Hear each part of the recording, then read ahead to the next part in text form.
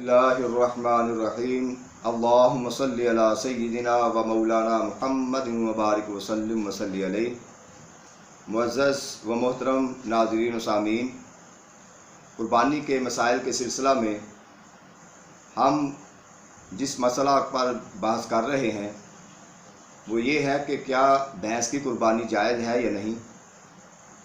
اس سے ریلیٹڈ ایک لیکچر آپ سن چکے ہیں جس کے اندر میں نے کوشش کی کہ قرآن مجید کی مختلف آیات سے جو بہیمۃ الانعام کے متعلق نازل ہوئی ہیں اور انعام کا لفظ استعمال ہوا ہے اور ان کے جو وصف اوصاف اور خوبیاں اللہ رب العزت نے بیان کی ہیں انعام کے اندر، وہ بیان کرنے کے بعد اس نتیجے پر ہم پہنچے تھے کہ وہ تمام خوبیاں اور خصائص اور اوصاف جو ہیں اور خصوصیات جو ہیں وہ انعام کے اندر بھی پائی جاتی ہیں اور وہ ساری کی ساری بھینس کے اندر بھی پائی جاتی ہیں۔ تو آج کا جو لیکچر ہے اس کے اندر ہم یہ کوشش کریں گے کہ کیا اقوال صحابہ، اقوال تابعین اور آثار سے کیا ہمارے پاس کوئی ایسے دلائل ہیں کہ صحابہ اکرام کے دور میں، تابعین کے دور میں یا تبع تابعین کے دور میں جو اوائل ادوار ہیں اس کے اندر بھینس کو گائے کی جنس میں شامل کیا گیا یا نہیں کیا گیا، اس پر وہی احکامات لاگو کیے گئے یا نہیں کیے گئے۔ ظاہر ہے آقا علیہ الصلوۃ والسلام کی ظاہری حیات مبارکہ کے بعد دین اسلام جب دور دراز علاقوں تک پھیلا اور جن جن علاقوں میں اسلام گیا تو وہاں پر غیر عرب علاقے بھی تھے اور غیر عرب علاقوں میں بھینسیں پائی جاتی تھیں، جیسا کہ ڈاکٹر نور محمد غفاری اپنی کتاب اسلام کا قانون محاصل میں لکھتے ہیں کہ عرب میں بھینسوں کا جو رواج ہے وہ 92 ہجری یعنی 711 عیسوی میں شروع ہوا جب محمد بن قاسم نے سندھ کو فتح کیا اور انہوں نے پھر یہاں سے بہت ساری بھینسیں بطور تحفہ وہاں پہ بھیجی، اور اس کے علاوہ مختلف علاقے جب فتوحات کا سلسلہ شروع ہوا تو جو عرب لوگ تھے وہ اس جانور سے مانوس ہوئے، اس کا تعارف ہوا، انٹروڈکشن ہوا۔ اب انہوں نے اس پر کیا احکامات لاگو کیے، کیا اس کو ریجیکٹ کر دیا، کیا اس کو بالکل کسی حکم میں شامل نہیں کیا یا پھر کسی حکم میں شامل کیا، یہ بات قابل توجہ ہے۔ تو آئیے مختلف دلائل میں آپ کے سامنے رکھتا ہوں۔ امام دارمی مسند فردوس کے اندر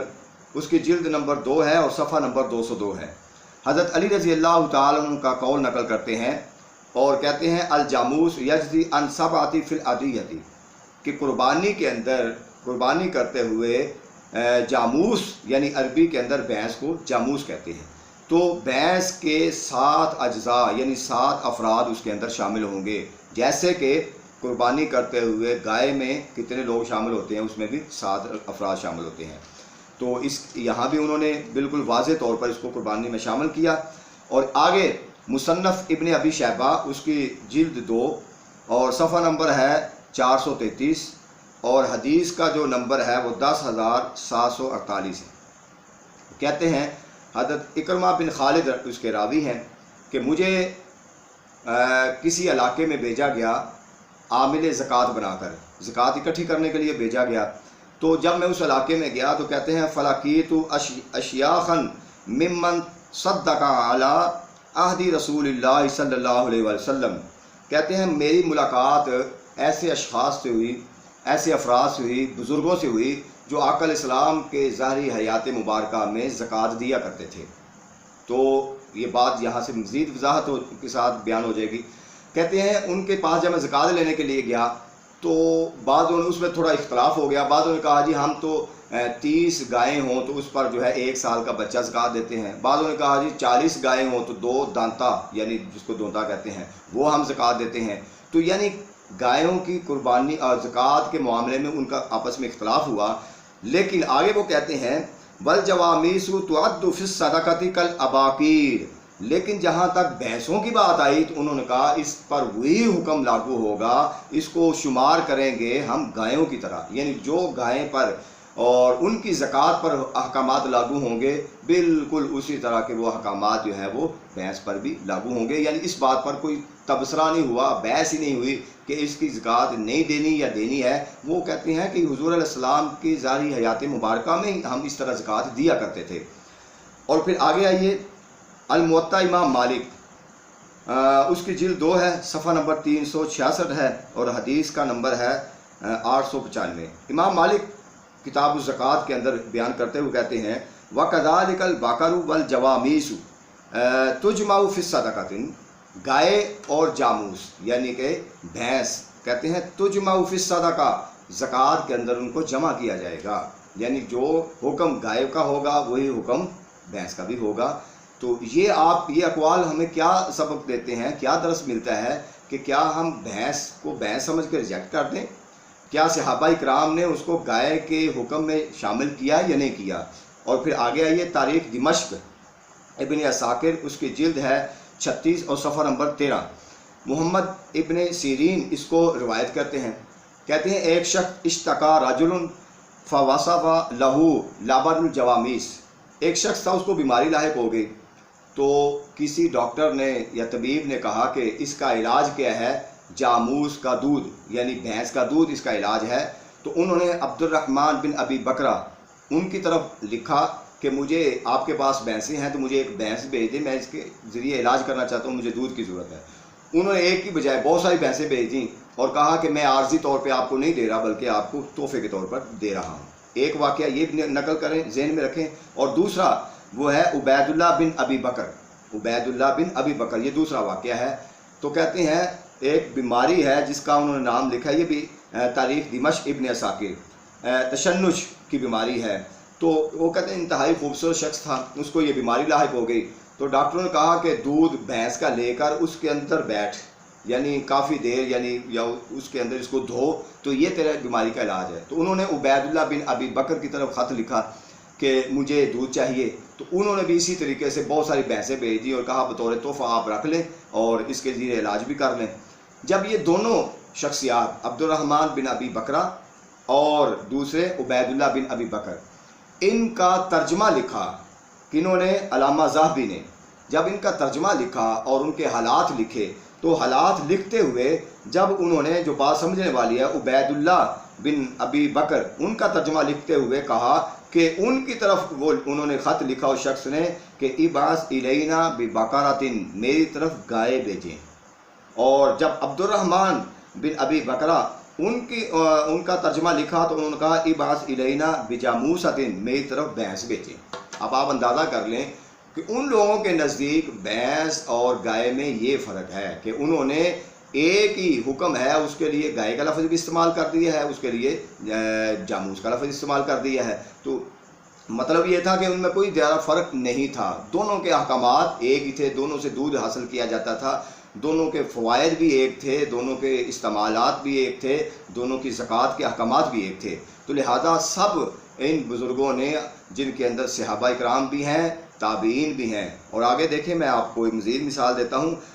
حضرت حسن بصری جو تابعی ہیں وہ کہتے ہیں، اور یہ بھی ابن ابی شیبہ کی حدیث ہے، اس کی ابن ابی شیبہ کی حدیث ہے اور کتاب الزکوٰۃ ہے، کہتے ہیں جی حضرت حسن بصری الجوامیس بمنزلۃ البقرہ، کہ گائے کی جو منزلت ہے، اس کا مقام جو ہے وہی بھینس کا مقام و مرتبہ ہے، یعنی مطلب یہ ہے کہ دونوں ایکول ہیں، برابر ہیں، اور دونوں پر ایک ہی قسم کے احکامات لاگو ہوں گے۔ حضرت عمر بن عبدالعزیز، اور یہ اس کا حوالہ ہے ابو عبید القاسم کتاب الاموال میں نقل کرتے ہیں کہ حضرت عمر بن عبدالعزیز رضی اللہ تعالیٰ عنہ نے فرمان جاری کیا اور لکھا مختلف لوگوں کی طرف جو عاملین تھے ان کی طرف کہ تو خذ صدقۃ الجوامیس کما تو خذ صدقۃ البقر، تم بھینسوں پر صدقہ زکوٰۃ اسی طرح لو جیسے گائے پر زکوٰۃ لیتے ہو۔ تو آپ اندازہ کر لیں کہ یہ ابھی میں صرف ائمہ مجتہدین کی طرف نہیں گیا، اقوال صحابہ، آثار، تابعین، تبع تابعین، یہاں تک میں نے آپ کو کچھ اقوال پیش کیے ہیں کہ جس کے اندر یعنی حضور علیہ الصلوۃ والسلام کے عہد میں بھی آپ نے ایک روایت سن لی کہ لوگ زکوٰۃ اس کو دیتے تھے، اور پھر چونکہ جس دور میں اس جانور سے مانوسیت ہوئی اور عرب میں یہ گیا تو انہوں نے اس پر وہی سارے احکامات لاگو کیے جو کہ گائے والے احکامات تھے، اس میں صحابہ اکرام بھی ہیں، اس میں تابعین میں بھی ہیں، اور یہ سارے اقوال آپ کے سامنے ہیں۔ تو یہ جب انہوں نے سارے کے سارے احکامات اس پر لاگو کر دیے تو کیا وجہ ہے کہ آج ہم جو دودھ بھی اس سے استعمال کر لیتے ہیں، گوشت بھی استعمال کر لیتے ہیں، تو قربانی کے اندر جب ہم کرتے ہیں تو گائے میں 7 لوگ شامل ہو جاتے ہیں تو وہ جائز ہو جاتی ہے۔ تو اس بھینس کی قربانی کی اجازت کیوں نہیں دی جاتی؟ میں نے پچھلے لیکچر میں بھی عرض کیا تھا کہ اس کے ناجائز ہونے کے لیے کوئی شرعی دلیل چاہیے، ٹھوس دلیل چاہیے۔ کسی کے کہنے پر کہ یہ جائز نہیں ہے کوئی چیز ناجائز نہیں ہوتی، لہٰذا کوئی بھی کسی کے پاس کوئی اس طرح کی کوئی حدیث ہے یا کوئی قرآن کی آیت سے وہ استدلال کرتا ہے یا کوئی بھی اس کے پاس ٹھوس دلیل ہے تو وہ ضرور بتائے کہ اس بنیاد پہ جو ہے نا جاموس یعنی بھینس کی گائے جو قربانی ہے وہ جائز نہیں ہے۔ وگرنہ ابھی انشاءاللہ ہمارے پاس ائمہ و مجتہدین فقہائے اربعہ ان کے ہمارے پاس دلائل موجود ہیں، ائمہ لغت کے ہمارے پاس دلائل موجود ہیں، اور یہ بھی دلائل موجود ہیں کہ اجماع امت ہے اس بات پر، اجماع امت، بہت سارے دلائل موجود ہیں کہ جس کی وجہ سے یہ بات ماننے پر آپ مجبور ہو جائیں گے کہ جس طریقے سے گائے کی قربانی جائز ہے اسی کی جنس اور نوع سے بھینس کی قربانی بھی جائز ہے۔ لہٰذا انشاءاللہ مزید سلسلہ لیکچر کا جاری رہے گا اسی معاملے میں، اور جب تک یہ مسئلہ کلیئر نہیں ہوتا انشاءاللہ اللہ کے فضل و کرم سے یہ سارے دلائل آپ کے گوش گزار کروں گا۔ اللہ رب العزت ہمارا حامی و ناصر ہو۔ شکریہ۔